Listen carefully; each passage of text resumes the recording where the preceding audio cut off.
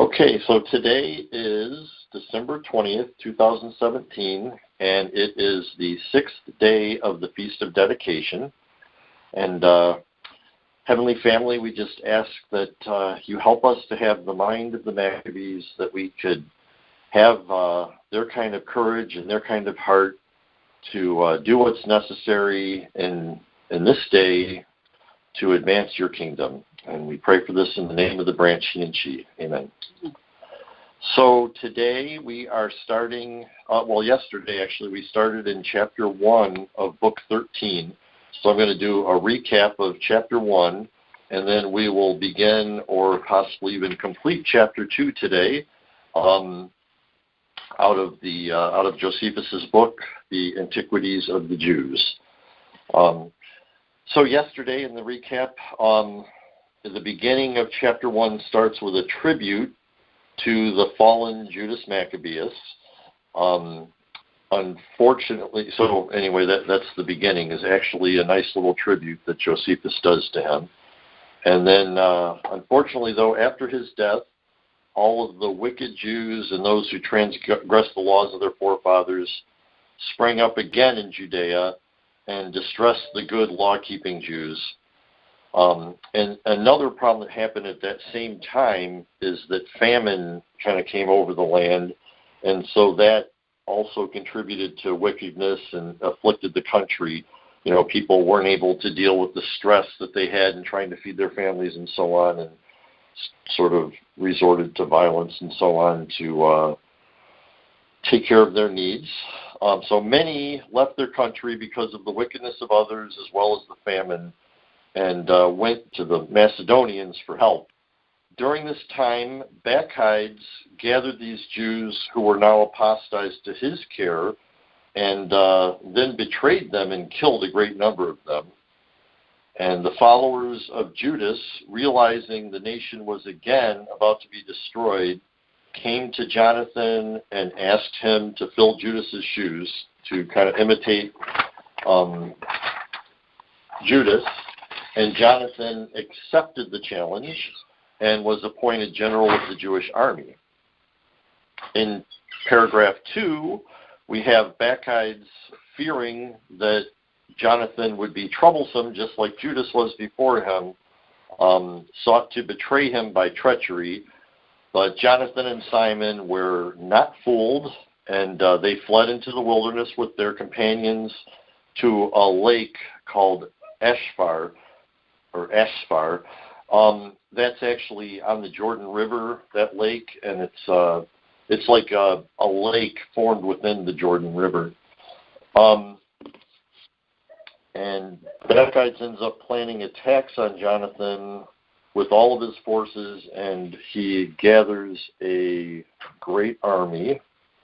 Jonathan ends up realizing that about Bacchides' plan, and realizes that they're about to, besiege on them, and he sends his brother John to the Nabatean Arabs, who were friends of the Jews at that time.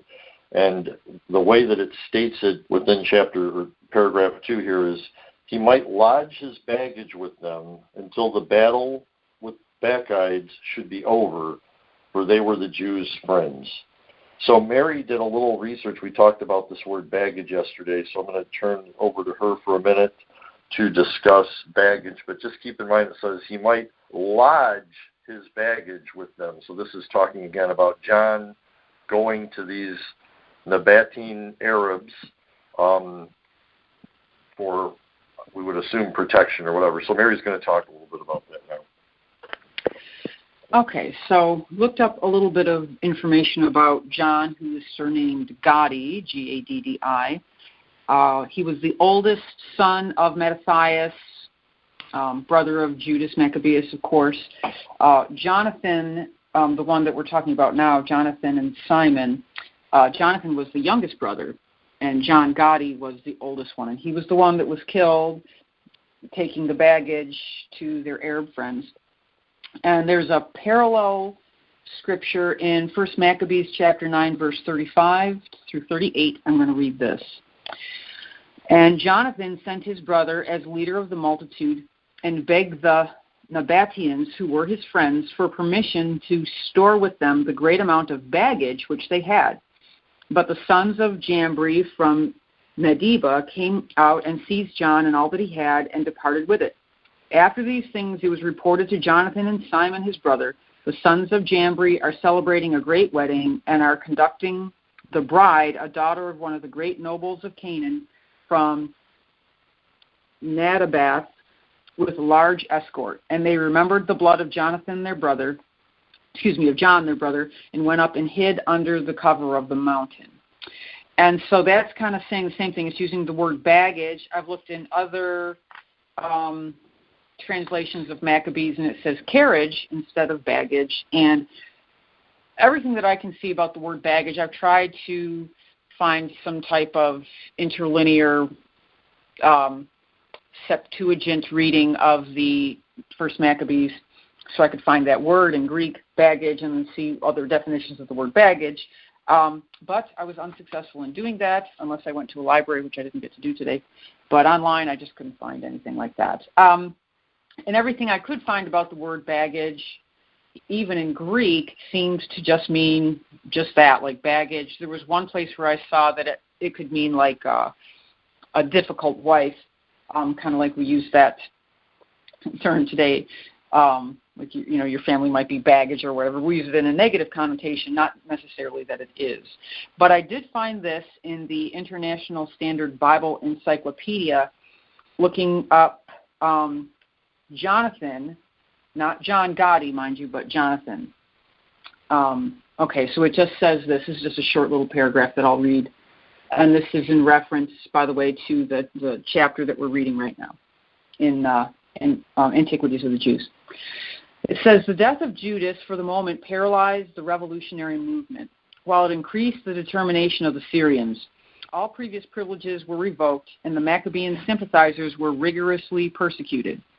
But all this served only to bind the party closer together, and the chief command was conferred on Jonathan, the youngest brother, as daring as and perhaps more crafty than Judas. He plunged into the wilderness, relieved himself of the burden of the woman and children, and when the latter, under the care of John, his brother, were exterminated by the Amri, he took bloody vengeance on them. Surprised by Bacchides, the Syrian general, he inflicted great losses on the latter and escaped across the Jordan. The death of the traitor Alchemist in 160 B.C. for a while relieved the situation, and the strength of the Maccabeans rapidly grew. And then I'll just finish it up. It says, the second campaign of Bacchides proved fruitless against the daring and cunning of Jonathan and Simon, and they succeeded in making peace with the Syrians, but the citadel of Jerusalem and other strongholds remained in the hands of the enemy.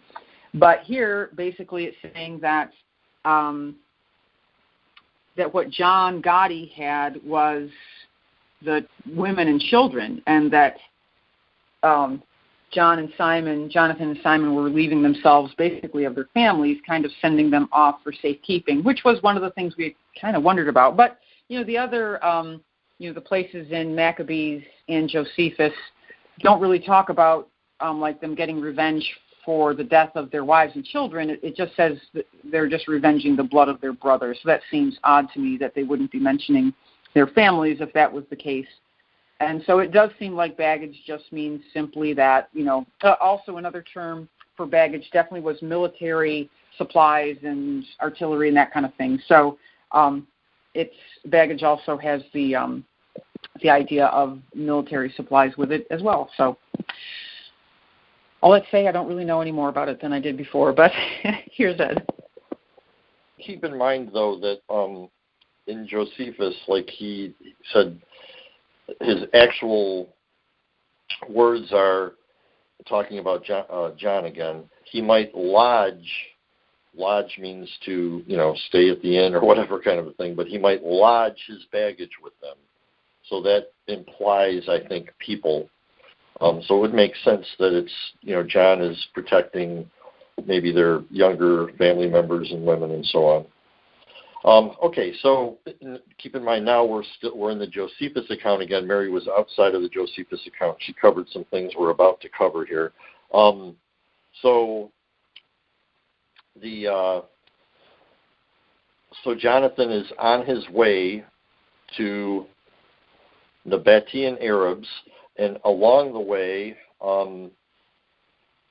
he met the sons of Ambri, who, everything I could find about them is they mostly were on the east bank of the Jordan, and I think they were they were some kind of a sect of Arabs. And it seems like they kind of hung out in the wilderness or whatever. Again, they were like on that east bank of the Jordan. Now, that doesn't really go along with the whole wedding scene that's coming up, so I don't know how accurate, you just see so many things on the internet, but it seems like there's not, in fact, a lot of what I ran into is there's not much information on them. They're basically stating that people really don't know exactly who the sons of Ambri were. But anyway, the sons of Ambri effected an ambush on John, and they plundered and killed John and everybody that was with him. And the revenge, Josephus almost says it like this, revenge is to follow shortly. In other words, the account of the revenge is to follow shortly. So we're going to have a little interlude here as we move into chapter 3.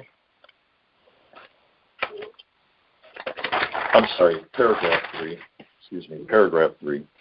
So, back to Bacchides now. He ends up attacking Jonathan on the Sabbath, thinking that he would not fight. However, they did fight, and Jonathan gave a very similar speech, like a Judas-type speech, to all of his men. And they ended up overthrowing many of Bacchides' forces on that Sabbath day before fleeing across the river and escaping. For whatever reason, Bacchides and his army did not go across the river, possibly because of their armor and equipment and so on. I'm not sure. So Bacchides ends up returning to the citadel in Jerusalem after losing about 2,000 of his army. He ends up fortifying much of the city against Jonathan and his men. He rebuilt the walls that had been destroyed over the years. He built towers in a lot of those surrounding cities, or the cities within Judea, I should say, built garrisons for the army. Basically, in those garrisons, he could put his army there, and they can come from the garrisons to do mischief to the Jews. He also fortified the citadel in Jerusalem, the one that's right with the temple, even further and more than the rest. So during this time, when all this fortification of Judea was happening by Bacchides, Jonathan and Simon end up learning that the sons of Ambri, the ones that killed John, were celebrating a marriage, and they were going to be passing through Medaba, which is a village that's kind of in the wilderness. So they ended up ambushing them in like manner to the way that their brother had been slain, and they killed all of the whole party. It ended up numbering about 400 people. So they killed the women, the children, everything, plundered all their goods. So they basically did exactly what the sons of Ambri had done to John. Okay, and then moving into paragraph 5, Jonathan and Simon returned to their camp on the lake of the river again, and the Bacchides ended up returning to Antioch to the king, and all was quiet for about 2 years in Judea. So in other words, Bacchides had fortified Judea, his people were in control there, and Jonathan and Simon are kind of in the wilderness outside of Judea, and everybody kind of lived peacefully for a couple of years. However, that always seems to end for the Jews, right? So after those couple of years, some of the deserters and the wicked understood where Jonathan and Simon were and all their followers, and that they were living in the country quietly, and they sent notice to Demetrius to again send Bacchides to seize upon Jonathan in secret. So they kind of the people in Judea that were against Jonathan, the Jews in Judea actually that were against Jonathan, kind of came up with this plan to attack Jonathan and his men at night in secret and slay them all sort of unaware. So the king ends up liking this idea, and this is Demetrius again, King Demetrius. He sends Bacchides to Judea, and Bacchides ends up writing to all of his supporters in Judea to seize upon Jonathan, to capture him, and bring him to Bacchides. So the people in Judea end up going to the king and say, send Bacchides to attack. And Bacchides kind of has a different plan. He comes to Judea and says, okay, you guys want to attack? Attack. So he sort of forms an army, or asks them to form their own army or whatever, right? And to capture capture Jonathan and bring him to Bacchides. Well, the siege ends up failing due to Jonathan's awareness and all of his preparation. So Bacchides ends up getting upset, and he slews 50 of his own supporters, sort of the higher positions, in anger. And Jonathan then moves his men to another location and fortifies it after learning of all the fortifications that were in Judea. He ends up moving to Bethagla, and in Bethagla he fortifies that whole area. He builds walls, towers, the whole thing. So he's ready to defend that area. Bacchides ends up coming against Jonathan and his fortified village, though. And he does this for many days, but Jonathan remains courageous and strong with his opposition. Jonathan ends up leaving Simon in control of the army while he goes out to the country to gather more army footmen, and he falls upon Bacchides' camp at night and destroys many of them.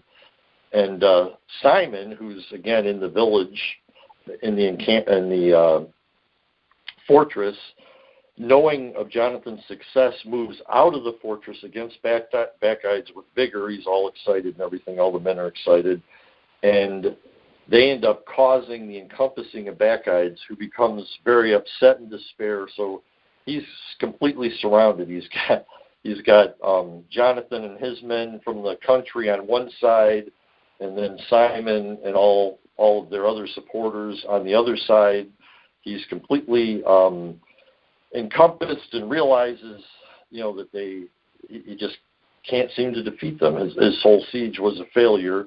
He ends up blaming the deserters and the wicked that had gone to Demetrius and proposed how easy this was going to be. You just go in at night and destroy the village, and it's going to be a piece of cake. Well, that didn't turn out to be that way. And so Bacchides blames them and doesn't say he killed them, which is surprising because normally he kills everybody. But he ends up retreating back to the king in Antioch. Actually, I'm sorry. He's still in battle, but he desires to retreat back to the king in Antioch and to Demetrius. Jonathan ends up hearing about this and understands that, and he ends up sending ambassadors to Bacchides to negotiate a league of friendship and to return all prisoners on both sides. Bacchides ends up agreeing to this, and he does return to Antioch, and actually Josephus says that he never returns to Judea again. So now there's this sort of league of friendship between Demetrius and Jonathan, which really, as we move on, we're going to see it's not a real strong friendship. And suppose, like one thing that was a little confusing is Josephus talks about all the prisoners being returned, and we're going to learn that there's still all these prisoners. So anyway, we'll deal with that. Okay, so Jonathan ends up going to live in a village called Michmash, and he governs the multitude in Michmash, the whole, and he punishes the wicked and the ungodly and purges the nation of them. So that's where chapter 1 ends. I realize that was a big recap, sorry. So are there any questions about that, or ready to move on to chapter 2 in book 13? Okay, so I'll start reading chapter 2 here. So the preamble to this chapter is how Alexander, in his war with Demetrius, granted Jonathan many advantages and appointed him to be high priest, and persuaded him to assist him, although Demetrius promised him greater advantages on the other side. And it also concerns the death of Demetrius. So Demetrius obviously isn't going to make it out of chapter 2 here. And I think we're somewhere around about 160, somewhere around 160 BCE. And I think that as I'm going through this, I'm seeing that there's some problems with the math, because you're going to see here, it says, now in the 160th year, it fell out that Alexander, the son of Antiochus Epiphanes, came up into Syria and took Ptolemaeus, the soldiers having betrayed it to him. So this is saying the 160th year, which would put it at about 162 BCE. Well, that doesn't make sense because Judas died in 160 BCE. So we've got to be somewhere around 158 or something like that. So, we're going to run into some footnotes too that sort of talk about some issues with the date math that goes on here. So anyway, all right. So I'm going to start reading this. So we're probably somewhere around 158 BCE, I'm going to guess. Now, in the 160th year, it fell out that Alexander, the son of Antiochus Epiphanes, came up to Syria and took Ptolemaeus, the soldiers having betrayed it to him, for they were at enmity with Demetrius on account of his insolence and difficulty of access.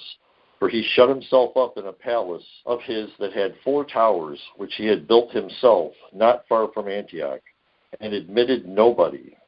He was withal slothful and negligent about the public affairs, whereby the hatred of his subjects was the more kindled against him, as we have elsewhere already related. When therefore Demetrius heard that Alexander was in Ptolemais, he took his whole army and led it against him. He also sent ambassadors to Jonathan about a league of mutual assistance and friendship, for he resolved to be beforehand with Alexander, lest the others should treat him first and gain assistance from him. And this he did out of the fear that he had lest Jonathan should remember how ill Demetrius had formerly treated him and should join him in this war against him. He therefore gave orders that Jonathan should be allowed to raise an army and should get armor made and should receive back those hostages of the Jewish nation whom Bacchides had shut up in the citadel of Jerusalem. See, they should have been released earlier, right? When this good fortune had befallen Jonathan by the concession of Demetrius. He came to Jerusalem and read the king's letter in the audience of the people and those that kept the citadel. When these were read, the wicked men and deserters who were in the citadel were greatly afraid, upon the king's permission to Jonathan to raise an army and to receive back the hostages. So he delivered every one of them to his own parents, and thus did Jonathan make his abode at Jerusalem, renewing the city to a better state and reforming the buildings as he had pleased. For he gave orders that the walls of the city should be rebuilt with square stones, that it might be more secure from their enemies. And when those that kept the garrisons that were in Judea saw this, they all left them and fled to Antioch, excepting those that were in the city Bethshura, and those that were in the citadel of Jerusalem. For the greater part of these was the wicked Jews and the deserters. And on that account, these did not deliver up their garrisons. So that's kind of a self-explanatory paragraph. Are there any questions or Want me to read comments on that? The footnote 1? Yeah, okay. Footnote 1 says, this Alexander Bala, who certainly pretended to be the son of Antiochus Epiphanes, and was owned for such by the Jews and Romans and many others, and yet is by several historians deemed to be a counterfeit and of no family at all, is, however, by Josephus believed to have been the real son of that Antiochus, and by him always spoken of accordingly. And truly, since the original contemporary and authentic author of the first book of Maccabees, chapter 10, verse 1, calls him by his father's name, Epiphanes, and says that he was the son of Antiochus, I suppose the other writers, who were all much later, are not to be followed against such evidence, though perhaps Epiphanes might have him by a woman of no family. The king of Egypt also, Philometor, soon gave him his daughter in marriage, which he would hardly have done had he believed him to be a counterfeit, and of so very mean a birth as the later historians pretend. Yes, the historians are saying that he was a pretender, but it seems as though, according to Maccabees and Josephus, he wasn't a pretender. Maybe he was a legitimate son, but that the king of Egypt wouldn't have given Alexander his daughter in marriage if he had believed him to be a counterfeit. So it's interesting to the like how Josephus, it seems like, wouldn't have that wrong.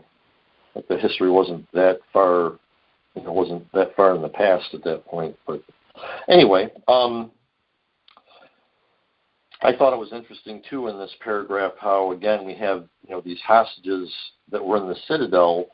They should have been released when we were in chapter 1.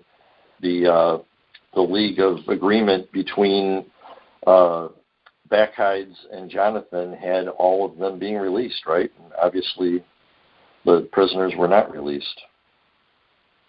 So obviously some were, but not all. All right, so I'll go ahead and start reading paragraph 2 now. So we're on book 13, chapter 2, paragraph 2. When Alexander knew what promises Dmitri had made Jonathan, and withal knew his courage, and what great things he had done when he fought the Macedonians, and besides what hardships he had undergone by the means of Demetrius and of Bacchides, the general of Demetrius' army, he told his friends that he could not at present find anyone else that might afford him better assistance than Jonathan, who was both courageous against his enemy and had a particular hatred against Demetrius, as having both suffered many hard things from him and acted many hard things against him. If therefore they were of opinion that they should make him their friend against Demetrius, it was more for their advantage to invite him to assist them now than at another time, it being therefore determined by him and his friends to send to Jonathan. He wrote him this epistle: King Alexander to his brother Jonathan sendeth greeting. We have long ago heard of thy courage and thy fidelity, and for that reason have sent to thee, to make with thee a league of friendship and mutual assistance. We therefore do ordain thee this day the high priest of the Jews, and that thou beest called my friend. I have also sent thee as presents a purple robe and a golden crown, and desire that now thou art by us honored, thou wilt in like manner respect us also. When Jonathan had received this letter, he put on the pontifical robe at the time of the Feast of Tabernacles, 4 years after the death of his brother Judas. For at that time no high priest had been made, so he raised great forces and had abundance of armor got ready. This greatly grieved Demetrius when he heard of it, and made him blame himself for his slowness, that he had not prevented Alexander and got the goodwill of Jonathan, but had given him time so to do. However, he also himself wrote a letter to Jonathan and to the people, the contents whereof are these: King Demetrius to Jonathan and to the nation of the Jews sendeth greeting. Since you have preserved your friendship with us, and when you have been tempted by our enemies, you have not joined yourselves to them, I both commend you for this, your fidelity, and exhort you to continue in the same disposition. For which you shall be repaid, and receive rewards from us. For I will free you from the greatest part of the tributes and taxes which you formerly paid to the kings, my predecessors, and to myself. And I do now set you free from these tributes which you have ever paid. And besides, I forgive you the tax upon salt, and the value of the crowns which you used to offer to me. And instead of the third part of the fruits of the field, and the half of the fruits of the trees, I relinquish my part of them from this day, and as to the poll money, which ought to be given me for every head of the inhabitants of Judea, and to the 3 toparchies that adjoin to Judea, Samaria, and Galilee, and Perea, that I relinquish to you for this time, and for all time to come. I will also that the city of Jerusalem be holy and inviolable, and free from the tithe and from the taxes unto its utmost bonds. I so far recede from my title to the citadel as to permit Jonathan your high priest to possess it, that he may place such a garrison in it as he approves for the fidelity and goodwill to himself, that they may keep it for us. I also make free all those Jews who have been made captives and slaves in my kingdom. I also give order that the beasts of the Jews be not pressed for our service, and let their Sabbaths and all their festivals and 3 days before each of them be free from any imposition. In the same manner I set free the Jews that are inhabitants in my kingdom, in order that no injury be done them. I also give leave to such of them as are willing to list themselves in my army, that they may do it. And those as far as 30,000, which Jewish soldiers, wheresoever they go, shall have the same pay that my own army hath. And some of them I will place in my garrisons, and some as guards about mine own body, and as rulers over those that are in my court. I give them leave also to use the laws of their forefathers and to observe them.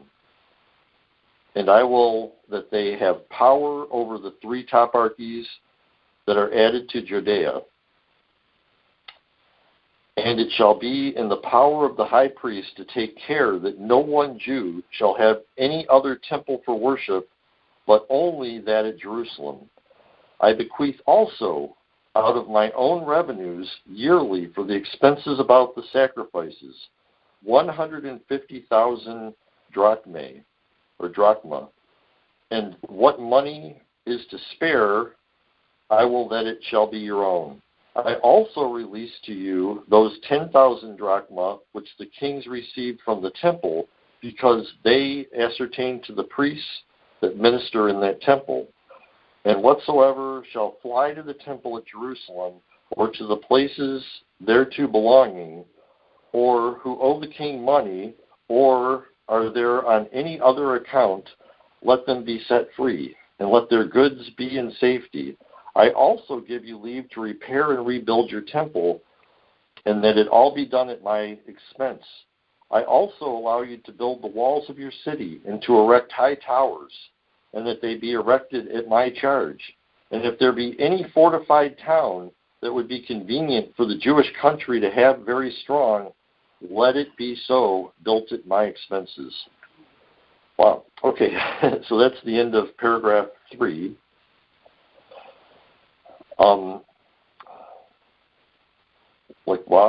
The only thing he didn't give was some lens, right? So Demetrius obviously is really trying to get Jonathan. So we have Demetrius making an offer to Jonathan, then we have Alexander making an offer to Jonathan, and now we have Demetrius making an even stronger offer to Jonathan. So are there any comments on that, or everybody understanding, following what's going on? And this is just so that they have Jonathan on their side, right? Yes. Yep. Yeah. Demetrius and Alexander are going to go to battle against each other, and they both want an ally. They want Jonathan to be an ally. Well, and Jonathan was already like an ally with Demetrius at the end of chapter 1, right? And he's kind of saying like hey, remember we're friends, remember that, and you are such a man of integrity, of course you're going to keep that alliance with us, and here's some extra stuff for doing what you should do, which is what you've already done. It's interesting. Except you can tell that Demetrius didn't uphold his end of the bargain, or the Citadel would not already have, a bunch of prisoners in it, because they should have been released. And the guard, he was supposed to be able to, basically Judea was supposed to go back to the Jews, and it obviously didn't. So he didn't hold up his end of the bargain. Right. That's why he probably had to add extra stuff in there to win him over. Yep. Now, with Alexander, I was reading along, but it left my iPad here. But Alexander, all he did was just want to make peace with Jonathan, right? That was his request or his petition. That and bigger than that, though, was he was saying that the Jews would be able to live their life as they want. He was and he was going to have Jonathan be the high priest. Remember, he gave him that robe and the crown and everything. Yeah, I find it interesting how the high priest is almost the position of the high priest. Why are they allowing others outside to authorize that position? Do you know what I'm saying?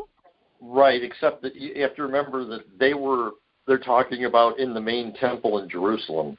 So they were trying to put, others were going in there, and it was the Hellenized Jews that were allowing that, because they're making friendships. The Hellenized Jews were making friendships with the Seleucids, or now in this case Alexander, and really it's still the Seleucids at this point. But they were wanting to have a high priest who was more lenient or leaning towards Hellenistic ideas. So I'm sure that in the encampments in the villages or the country or whatever, Jonathan's people, they were keeping the laws and everything. They weren't willing to do whatever. I'm sure there was wrong sacrifices being made in the temple and all that kind of stuff. So what Alexander's saying is, hey, I'm going to give you back the temple in Jerusalem, and you'll be able to, rule over Jerusalem in essence, and the temple goes back to the law-keeping Jews. But it does seem as though, like you're saying, Anna, that I've just been noticing throughout all of this that the high priest seems to be appointed, you're right, by someone outside of Judea. It's one of the kings. They're the ones that are conferring the high priesthood on somebody, and it seems like they're letting it go within the boundaries of the Jews' idea that it needed to be, in the family, a son of this high priestly line, obviously, which got severed by Alchemist. Because Alchemist was appointed, I don't think by Judea. He was appointed. He's a Hellenistic priest. Right, but who's he appointed by? Not by the Jews.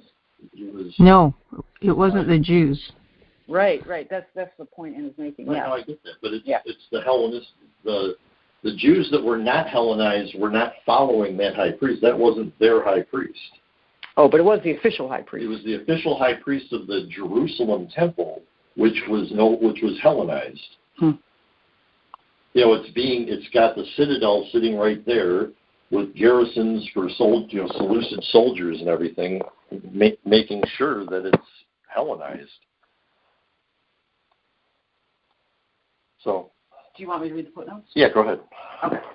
Footnote number 2 from that paragraph says, since Jonathan plainly did not put on the pontifical robes till 7 or 8 years after the death of his brother Judas, or not till the Feast of Tabernacles in the 160th of the Seleucidim, 1 Maccabees 10 and 21, Petrus's emendation seems here to deserve consideration, who instead of after 4 years since the death of his brother Judas would have us read, and therefore after 8 years since the death of his brother Judas.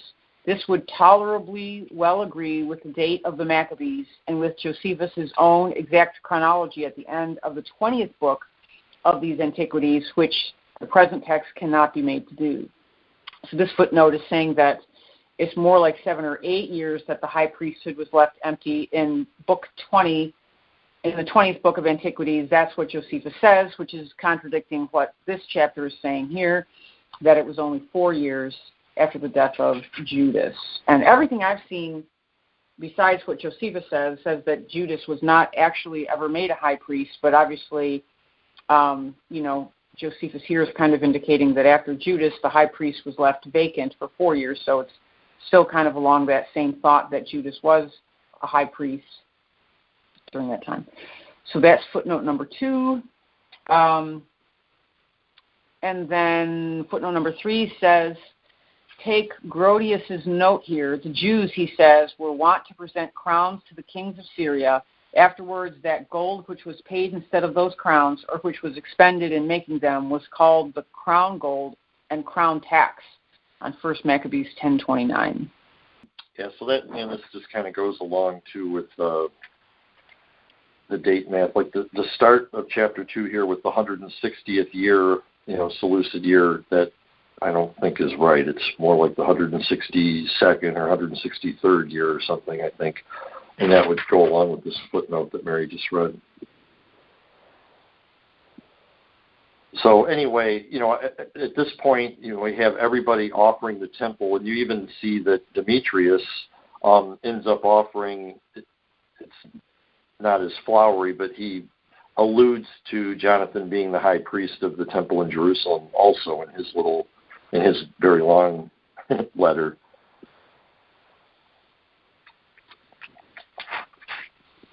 So any other comments or anything on that paragraph?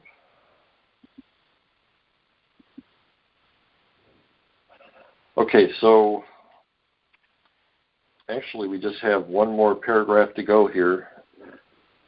And what are we at, about 50 minutes, so I guess that's pretty good. Okay, so paragraph 4. This was what Demetrius promised and granted to the Jews by this letter. But King Alexander raised a great army of mercenary soldiers and of those that deserted to him out of Syria, and made an expedition against Demetrius. And it was come to a battle. The left wing of Demetrius put those who opposed them to flight and pursued them a great way, and slew many of them, and spoiled their camp. But the right wing, where Demetrius happened to be, was beaten, and for all the rest they ran away. But Demetrius fought courageously and slew a great many of the enemy.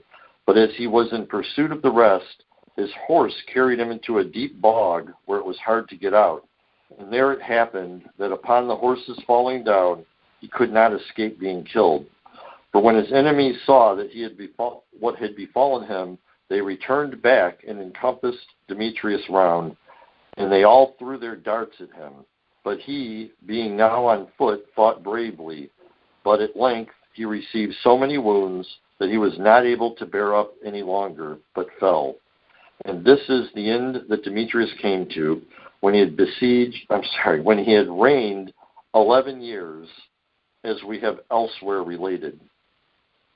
And we have another footnote here on the 11 years. Read that? Sure. Since the rest of the historians now extant give this Demetrius 13 years and Josephus only 11 years, Jean Prideaux does not amiss in ascribing to him the mean number 12. So I guess they split the difference. Yeah. So that's the end of chapter 2. So are there any comments on that? Or it actually doesn't say what Jonathan decided, whose side Jonathan went to at this point. Unless I missed it, but I don't think. Yeah, it doesn't. So Jonathan has these two great offers, but it hasn't been revealed anyway which side he went to. So, any other questions or comments? Just this is our last call, right? I think tomorrow's the new one, I think, and Thursday. Right. Yes, I think this is the last call. But just interestingly, chapter 3 we already kind of went over. That's the friendship that was between Onias and Ptolemy, and how Onias built a temple in Egypt like that to Jerusalem. So this is where Josephus picks up with that story that we kind of went over. Onias was one of the sons in line to be high priest, and he was snubbed in favor of Alchemists. And so he went to Egypt to build a Jerusalem temple and garner for himself, maybe because of resentment in opposition to the temple at Jerusalem. Yes, I'm curious what Jonathan decided as far as which forces to join. So go ahead, Mary. And with that, it's kind of interesting because in paragraph 3 here of book 13, chapter 2, I think we're on, one of the carrots that Demetrius was dangling in front of Jonathan was that the Jews would only be able to worship in Jerusalem, which is just an interesting little thing. That was Alexander. Oh, Alexander's promise was that? Okay. Interesting. But now that Demetrius is dead. Right. Yeah, that's a good point. Right? I don't think anything stands firm anymore. And it's null and void now, I'm sure. Unless somebody else takes over, but. Right. Yeah, that's true. It looks like I read somewhere else that Jonathan had chosen Alexander over Demetrius, and that he was, and I can't find where I read that, and that he was right in his choice. And obviously they're not getting that from Josephus here, because they were making it sound like he had chosen Alexander before Demetrius died, because then they're saying, and he chose correctly because Demetrius had died. Anyway. So I don't know where they got that. Maybe Maccabees. I have no idea, though. And also it's interesting, again, at the preamble to chapter 2, it leans toward him choosing Alexander's deal, because it says how Alexander, in his war with Demetrius, granted Jonathan many advantages and appointed him to be high priest and persuaded him to assist him, although Demetrius promised him greater advantages on the other side. So, but that's kind of sounding like he went with, I guess you could read that either way. No, I think you're right, Ed. It does sound like he ended up going with Alexander, right? Because it says, although Demetrius's offers were more exceeding than Alexander's. Right. So perhaps, yeah. All right. Well, does anyone have any other comments?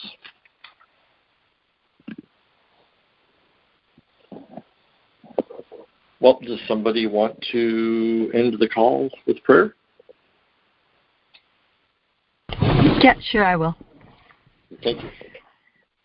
Heavenly Family, thank you for this feast that we are slowly learning about, and we pray that we will